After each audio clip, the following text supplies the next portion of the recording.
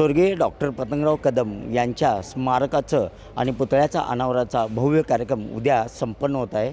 आपण सध्या कडेगावमध्ये आहोत। आपण पाहू शकता या ठिकाणी सभा होणार आहे आणि इथून 8 किलोमीटर असणाऱ्या सोनेरा साखर कारखान्यावरती डॉक्टर पतंगराव कदम यांच्या स्मारकाचं आणि पुतळ्याचं अनावरण सोहळा या ठिकाणी संपन्न होणार आहे।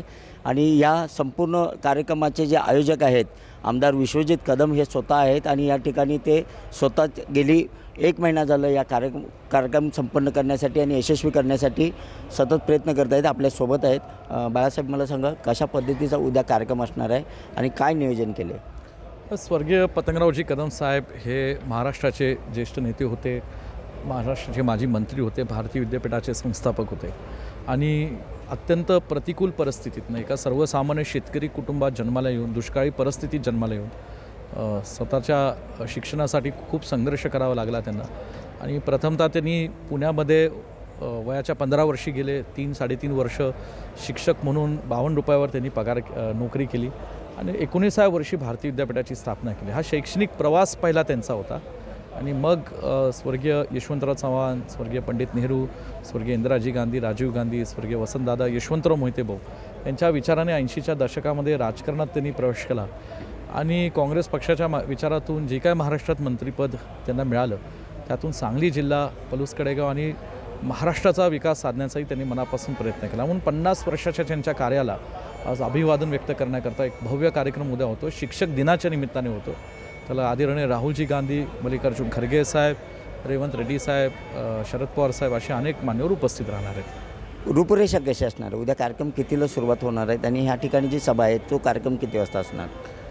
खरं तर सकाळी राहुलजी गांधी कोल्हापूरवरनं स्मारकाच्या येथे लोकतीर्थ हे स्मारकाचं नाव आम्ही दिलं आहे, त्याचं लोकार्पण होईल, पुतळ्याचं अनावरण होईल।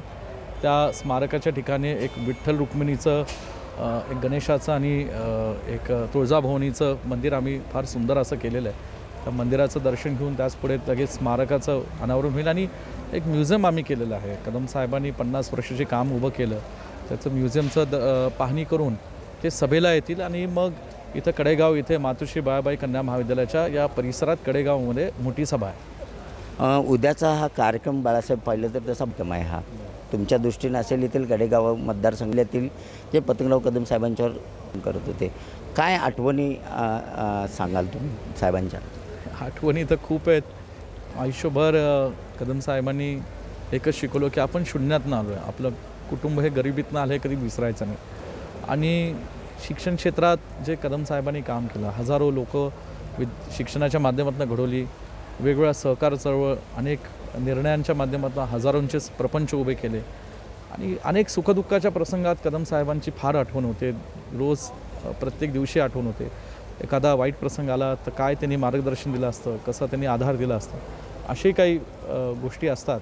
पण एक वडील म्हणून निश्चितच फार मोठी उणी जीवनातली एक मुलगा म्हणून मला जाणवते। पण ते माझ्या पाठीशी आहेत, त्यांचे विचार माझ्या पाठीशी आहेत, त्यांच्या विचारांनी प्रेरित होऊन माझे पलूस कडेगावचे लोक माझ्या पाठीशी आहेत, याचा मला विश्वास आहे। नक्कीच हे तुम्ही सर्व सांगत असताना तुमचा कंठसुद्धा दाटून येतो आहे। काय अजून विकास कामं असतील किंवा त्यांची काही स्वप्नं होती ते अपूर्ण आहेत आणि ती पूर्ण करायचे आहेत असे काय तुम्हाला आठवतं? खरं सांगू, कदम साहेब फार समाधानी होते, आनंदी राहायचे।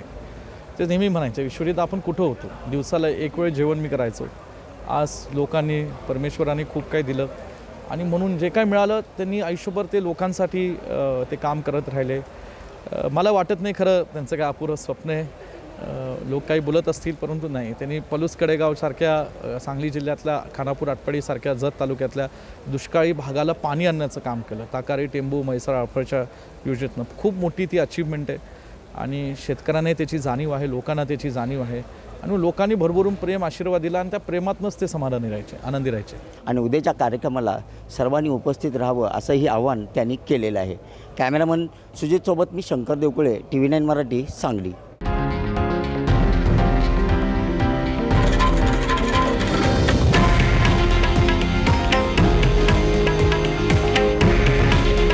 हे आहे देशातील नंबर 1 न्यूज नेटवर्क आणि आपण पाहत आहात TV9 मराठी। काळजी तुमची, हित महाराष्ट्राचं।